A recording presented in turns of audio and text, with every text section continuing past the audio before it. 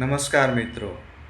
કોલકાતા અને લખનઉની મેચ હતી જેમાં કોલકાતાની પહેલી બેટિંગ આવી હતી, જેમાં અજિંક્ય રહાણે 41 રન બનાવ્યા હતા, જેમાં 4 ચોકા માર્યા હતા, 2 સિક્સ માર્યા હતા. પછી રઘુવંશે એક યુવાન ખેલાડી છે જે બહુ જ સારું રમ્યો હતો, જેમણે 45 રન બનાવ્યા હતા, 5 ચોકા માર્યા હતા અને 2 સિક્સ માર્યા હતા. અને એમરન ગ્રીન જેને 32 રન બનાવ્યા હતા, 3 ચોકા માર્યા હતા અને 1 સિક્સ માર્યો હતો. અને લાસ્ટમાં જે પોવેલ છે એને પણ બહુ સારા 39 રન બનાવ્યા હતા. આમ કોલકાતા 20 ઓવરમાં 121 રન બનાવી શકી. અને વાત જો બોલર બહુ સારા હતા, જેમાં બધા બોલરે એક એક વિકેટ લીધી હતી, પણ મોહમ્મદ શમીને વિકેટ ના મળી.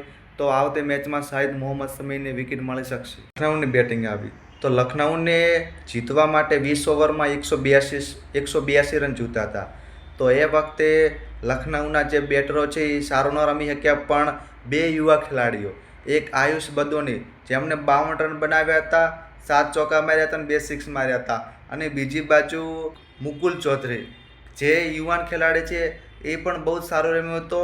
મેચ વિનિંગ એમને બનાવી હતી અને પ્લે ઓફ ધ મેચ પણ મુકુલ ચૌધરીને બનાવવામાં આવ્યો હતો. એ 54 રન બનાવ્યા હતા, જેમાં 2 ચોકા અને 7 સિક્સ માર્યા હતા. 7 સિક્સ એટલે કે થાલાપો રીજન. હું એમને એમ નથી બોલતો, કારણ કે જ્યારે મોદીનું ઇન્ટરવ્યૂ લેવામાં આવ્યું ત્યારે એમણે એવું કીધું હતું કે મારો આઈડલ કોઈ હોય તો MS ધોની છે, થાલા છે, માહી છે. હું એમને જોઈને આ બધા સિક્સ મારતા, હેલિકોપ્ટર મારતા શીખ્યો છું. આ ચૌધરી હેલિકોપ્ટર પણ માર્યા છે. મુકેશ ચૌધરી એવું કીધું હતું કે જે ફિનિશર છે એવું નથી કે બહુ સિક્સ મારીને બહુ બધા સિક્સ મારીને મેચ જીતાડી શકે, કે ફિનિશર બહુ બધા સિક્સ મારે મેચ જીતાડે.